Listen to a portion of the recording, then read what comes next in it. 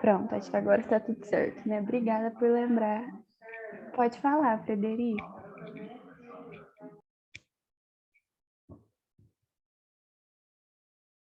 Acho que alguém levantou a mão.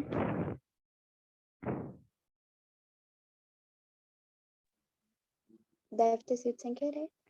Então tá. Eu não tô conseguindo olhar o chat, tá? Porque eu tô compartilhando a tela. Então, se quiser falar, pode me interromper, tá bom?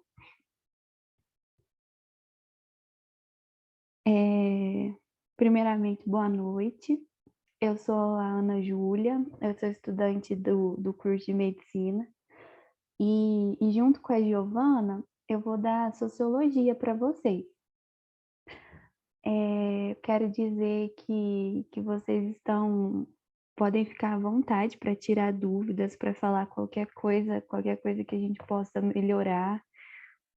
Se não tiver entendido, pode me interromper na hora, pode perguntar no final também. Estou à disposição para ajudar vocês, tá? E eu também estou aprendendo. Eu sei que é um pouco clichê falar isso, mas essas matérias a gente viu no ensino médio, né? A gente deu uma revisada, mas se não ficar claro, pode falar, tá bom? Eu acho que na aula passada vocês viram com a Giovana sobre positivismo, né? O início da sociologia. Agora a gente vai dar sequência com Durkheim. Pode falar.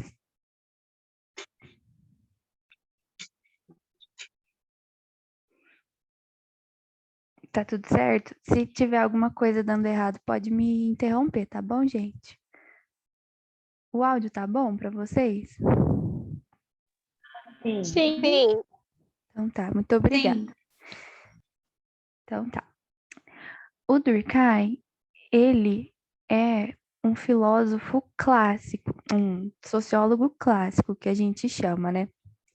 A gente vai começar a ver agora os 3 sociólogos que são clássicos, que é o Durkheim, o Marx, né, o Karl Marx, e o Max Weber, que são os sociólogos mais importantes, assim,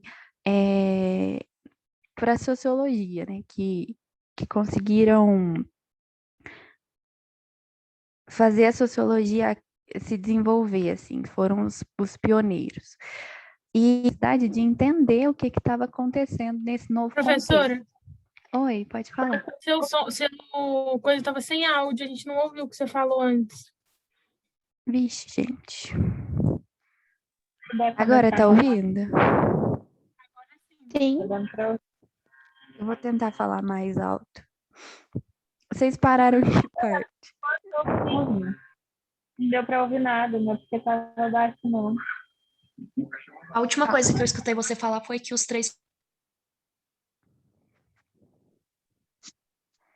Tô achando que Se você... Pode falar. Não. Eu tô achando que é a minha internet que tá dando umas cortadas. Pode ir me avisando, gente, por favor. Voltando, então. Ele faz parte dos sociólogos clássicos e ele está no contexto do século XIX, um contexto de muitas mudanças políticas, muitas mudanças... Sumiu de novo, aparecendo. Pra mim tá preto. Pra mim tá normal. A tela pra mim tá normal. Eu só não tô ouvindo. Mas assim, a Eu hora não que a tô gente não ouvindo e tá conseguir preto. ouvir, a gente levanta a mão, que aí você já vai ter noção onde que a voz parou. Pode ser, então, por favor, porque pra mim tá normal, né? Eu não sei se é minha internet, se é alguma coisa. Agora vocês estão ouvindo? Sim. Sim, mas a tela tá preta. Oxi. Mas eu acho que às vezes é no seu computador. Pra mim a tela tá normal, mas o áudio tá bugando. Tenta reiniciar, às vezes foi porque travou, aí acontece isso às vezes. Quem tiver com a tela preta sai e entra de novo. Eu vou tentar também entrar pelo meu celular, às vezes o áudio fica melhor lá.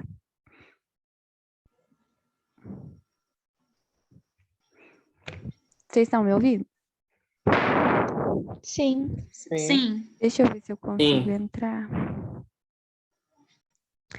Ó, aí eu vou mutar aqui do computador e vou falar pelo celular, tá bom?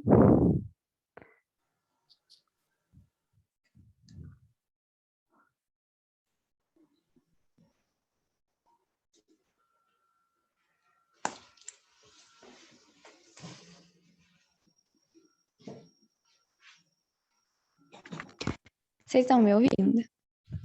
Sim. Tá melhor? Tá. Acho que eu vou tentar falar pelo celular. Vixe, fez um risco aqui na tela. Tá, enfim, vamos começar, né? Como eu estava dizendo, o Durkheim está no século XIX, em um contexto de várias alterações políticas e sociais que a sociologia vai tentar explicar. E ele sofreu várias influências do Comte, que vocês viram na aula passada. Algumas obras dele são As Regras do Método Sociológico, da Divisão do Trabalho Social e o Suicídio. Eu sempre gosto de falar que, por exemplo, no Enem tem vários textos, né, antes das perguntas. Eu acho bom vocês lerem de quem que é o texto primeiro, para vocês já chegarem na questão sabendo de quem que está falando. Então, eu sempre gosto de colocar as obras dos sociólogos para ir lembrando, assim, na hora de vocês lerem um texto numa questão. Aí a gente tem um conceito fundamental do Durkheim, que é um funcionalismo. É uma metodologia científica que a sociologia criou, né, para estudar a sociedade e as instituições sociais, para ver como elas funcionam. A sociedade é o objeto de estudo da sociologia. E aí é um estudo do todo sobre as partes. Eu estudo a sociedade inteira para entender as partes. Para o Durkheim é sempre importante a gente lembrar que a sociedade é mais forte que o indivíduo. Então, ela vai sempre exercer uma força maior no indivíduo do que o próprio indivíduo, vamos dizer assim.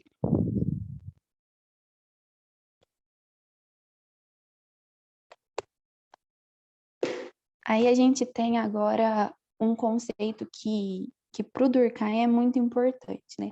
Eu também gosto de falar, assim, que para a gente ter na cabeça, por exemplo, Durkheim, lembrar de fato social, porque... Professora, Oi.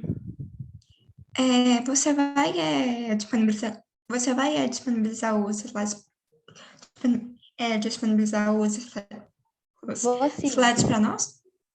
vou sim. Ah, sim, muito obrigada. Eu mando no grupo no finalzinho da aula, tá? Pode ficar tranquilo. Tá bom, muito obrigada. Imagina. Então, lembrou de Durkheim, lembrou de fato social. E o que é o fato social? Fato social é uma coisa real que acontece na sociedade. Então, são fenômenos sociais que vão servir de estudo para a sociologia.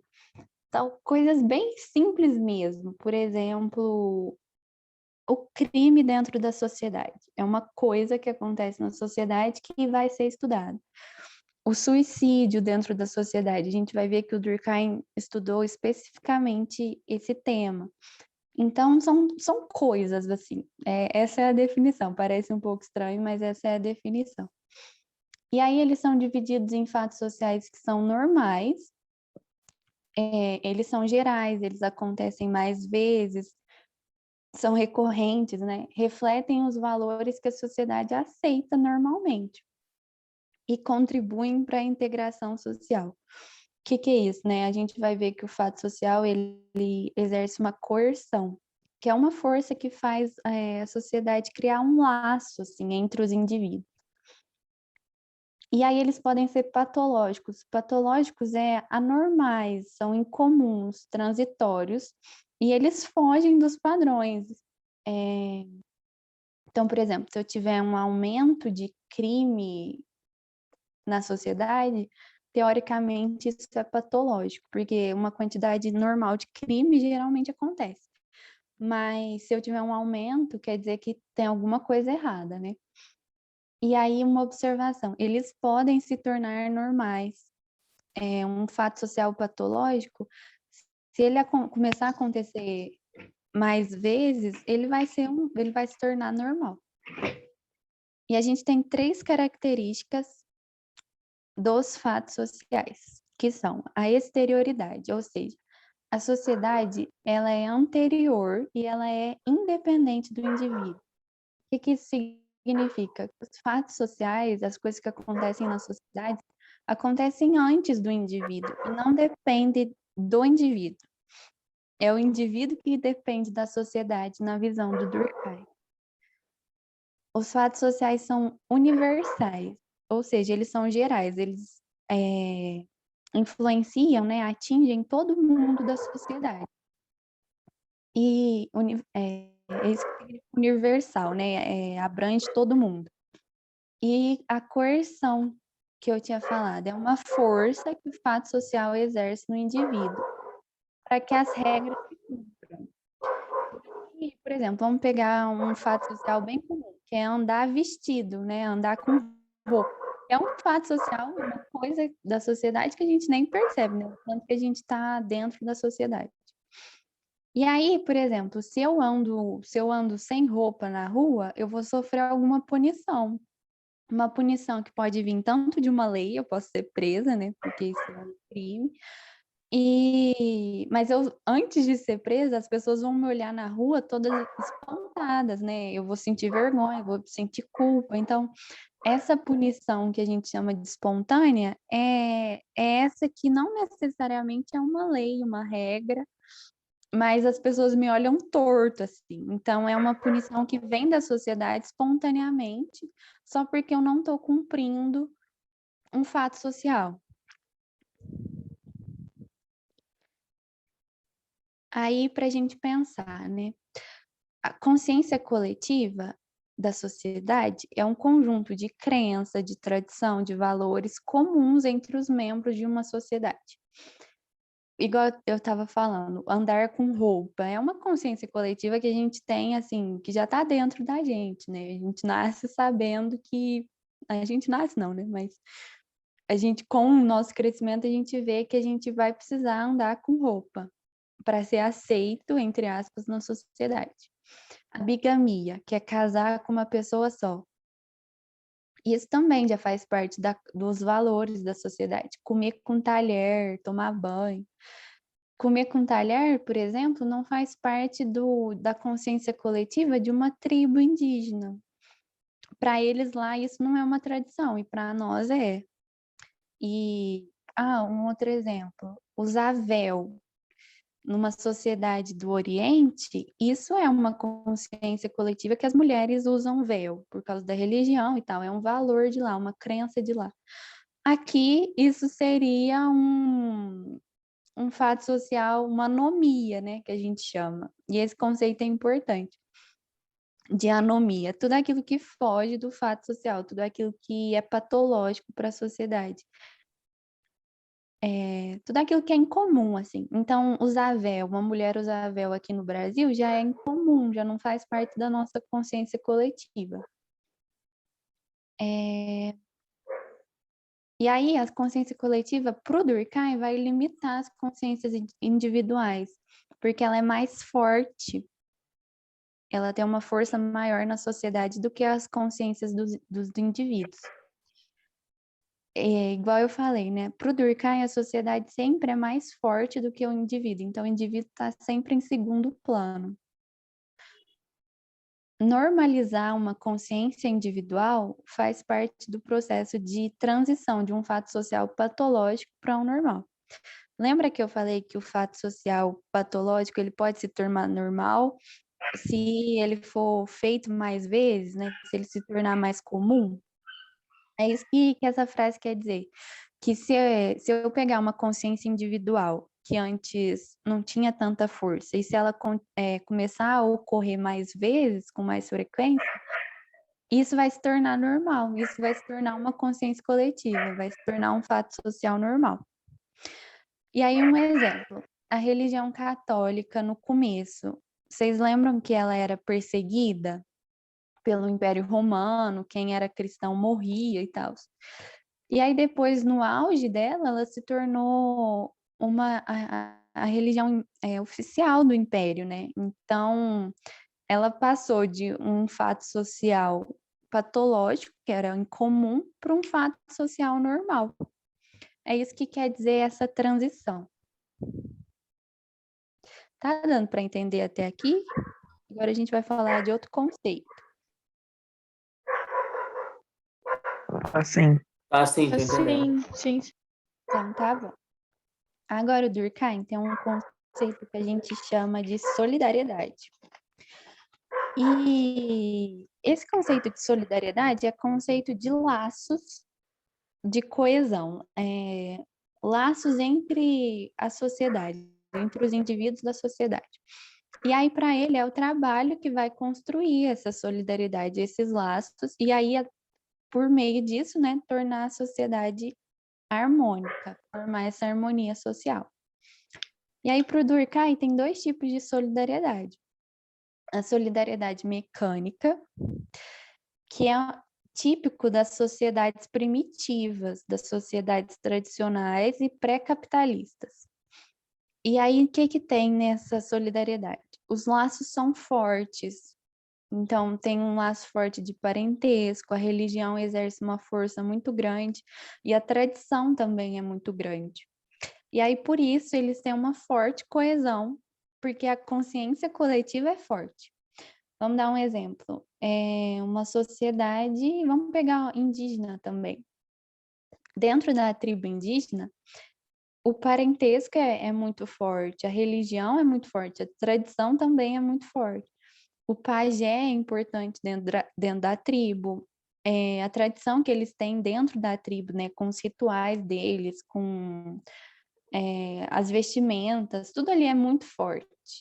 E eles nascem naquela consciência e permanecem nessa consciência.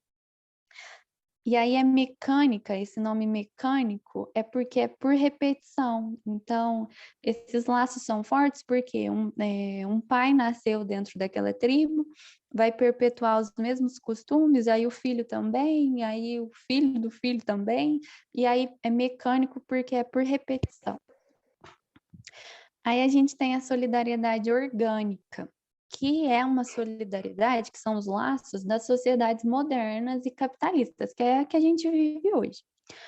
E aí tem uma influência da divisão do trabalho, né? Que, assim, a divisão do trabalho agora, ela vai ter duas consequências. Ela vai dar mais autonomia para o trabalhador.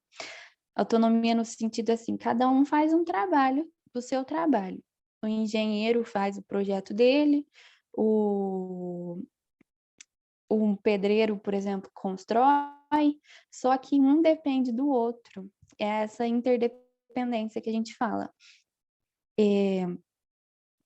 Por exemplo, se o engenheiro fizer o projeto, mas o pedreiro não construir, não adiantou nada, eles dependem um do outro. E nessas sociedades, os laços são mais fracos, os laços coletivos, né?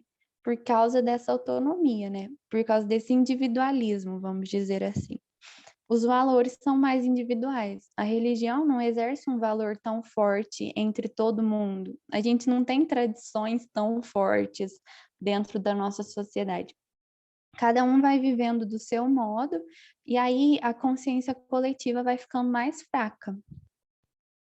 É isso que o Durkheim quis dizer com solidariedade. E aí é orgânica porque vem do organismo, ou seja, é individual. Esses laços são mais individuais, são mais... não tem tanta coletividade. Deu para entender? A gente vai para o último conceito de Durkheim. Deu sim. Entendi também. Deu pra entender. Também entendi. Então tá. Para o Durkheim agora, lembra que eu falei que para ele o suicídio também é um fato social? Que ele vai analisar? Então, o suicídio para o Durkheim é uma coisa real que acontece na sociedade e que ele vai usar como objeto de estudo para analisar, sabe? Ele resolveu estudar isso. E, e aí, estudando o suicídio, ele divide o suicídio em 3 tipos: o egoísta, o altruísta e o anômico. Começando com o egoísta, para o Durkheim, esses indivíduos que cometem suicídio é por causa de uma individualização excessiva, quando os indivíduos não se sentem integrados na instituição social. E eu esqueci de falar no começo que instituições sociais é o Estado, é a família, a igreja também é uma instituição social, a religião, vamos dizer assim. Então, para o Durkheim, um suicídio egoísta é aquele que o indivíduo não se sente mais pertencente à sociedade e às instituições. Então, ele está completamente fora dessa coesão, dessa coerção que a sociedade tem, né? E aí ele se sente fora disso e comete o suicídio. Aí o altruísta. O altruísta é aquele suicídio, entre aspas, para o bem comum, em prol de uma causa maior. Por exemplo, por causa de uma cultura, por uma tradição, por algum imperativo social, por exemplo. E aí, um exemplo que a gente tem desses tipos de suicídio são os kamikazes japoneses, que durante as guerras, né, são homem-bombas, assim, que decidem morrer pela pátria porque acreditam que isso tá causando um bem maior para a sociedade deles. Ou seja, já é um pouco ao contrário do egoísta, né, assim, para o Durkheim, que ele tá tão dentro da sociedade, está tão influenciado por esses laços, que para ele faz sentido morrer pela sociedade dele, pela pátria dele. E aí, por fim, a gente tem um suicídio anômico, que é um suicídio que está relacionado a momentos de crise, a momentos que a sociedade perdeu um pouco do poder de influência dela, poder de coesão dela. Os laços estão fracos. Então, por exemplo, são suicídios que acontecem em momentos de crise, em momentos de guerra, quando a sociedade também está perdida.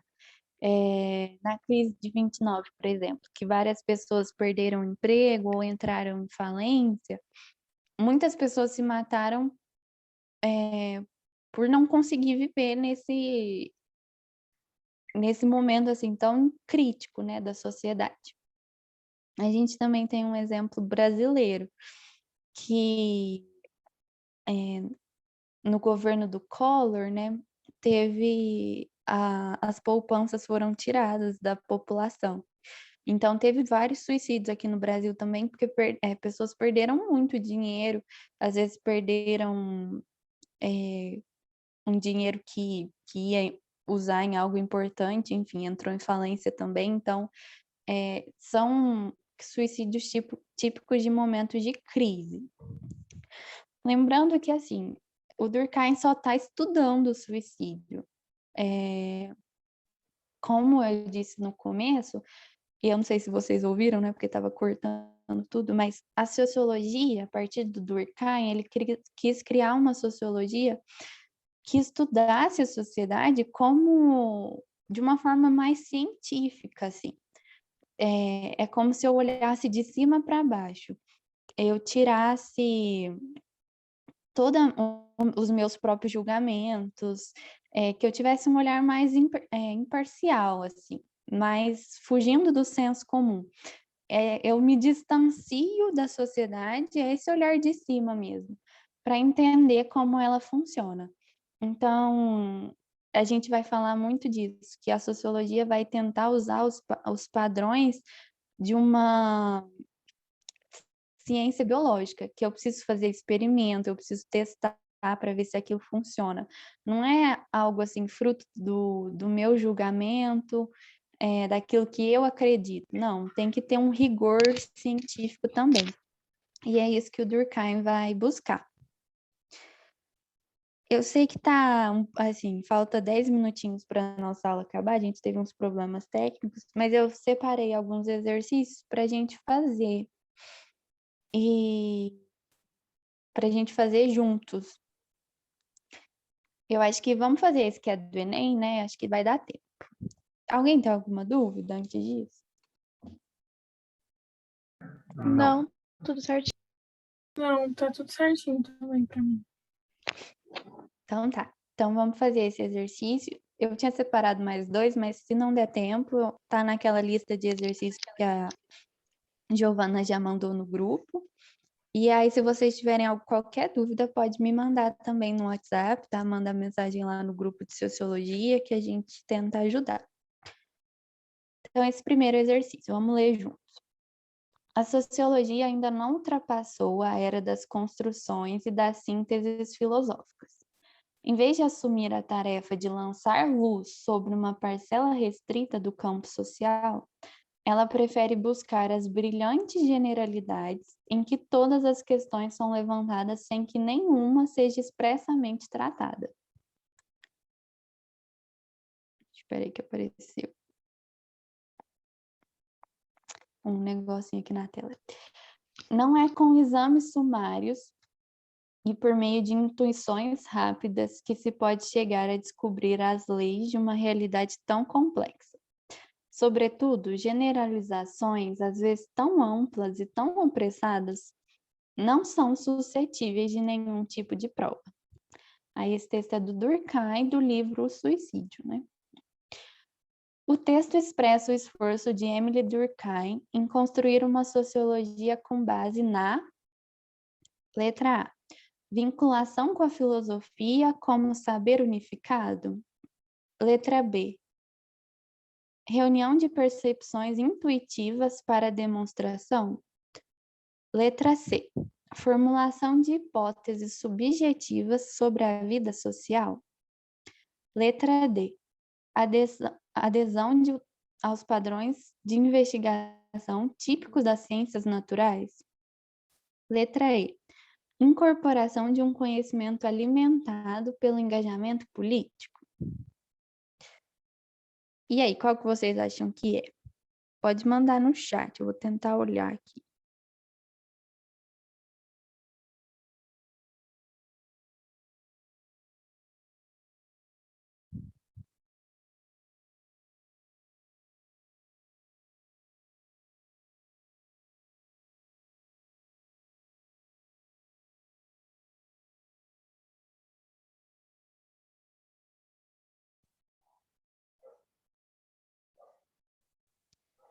Então, vamos lá, vamos tentar ver. Tem muita gente achando que é a letra C. Formulações de hipóteses subjetivas sobre a vida social.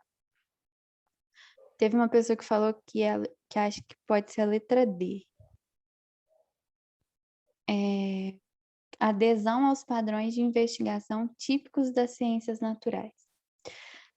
Nesse texto, eu sei que os textos do Enem são um pouco grandes e confusos, mas vamos pensar, é o Durkheim que está falando que a sociologia até então, as pessoas estavam tratando ela com generalizações, que estava levantando várias questões, só que nenhuma estava sendo expressamente tratada. Ou seja, falava de várias coisas, mas nenhuma estava sendo aprofundada. Que as generalizações estavam sendo feitas de forma apressada, de uma forma muito ampla e sem nenhum tipo de prova. Ou seja, ele estava criticando isso, né? Esse tipo de sociologia. E aí a gente vê que ele quer fugir disso. Então, ele quer fugir disso que está escrito na letra C, que é formular hipóteses subjetivas sobre a vida social. Subjetivo como que eu posso explicar? É uma coisa assim mais própria, sabe? Assim, a minha visão é subjetiva. Ele quer o contrário, ele quer uma visão objetiva, uma visão típica dos padrões de investigação das ciências naturais.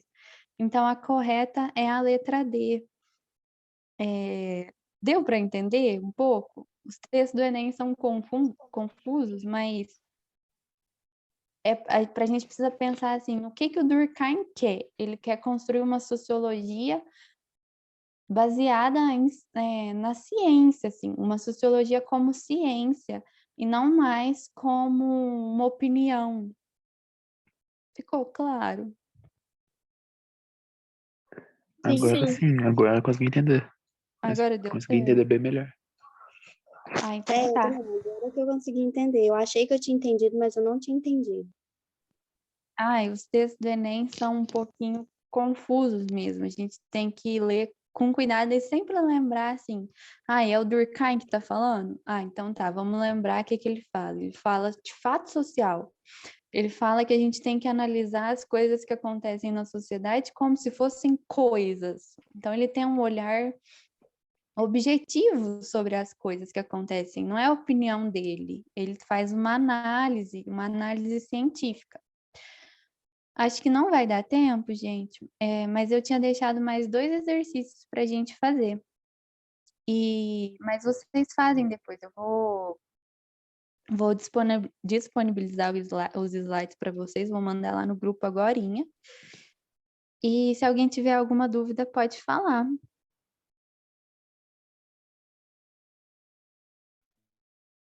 Por mim tá Pra mim tudo tá de boa, tudo certo. Por mim, tá tudo tranquilo. Então tá De bom. boa também. Gente, qualquer dúvida, vocês falem, tá bom? Eu vou parar a gravação também, eu mando a gravação para vocês. E obrigada pela aula de hoje, por estarem aqui. Se na hora de que vocês estudarem vier alguma dúvida, pode mandar lá no WhatsApp, tá? E se tiver alguma dúvida também com relação aos exercícios, pode mandar também.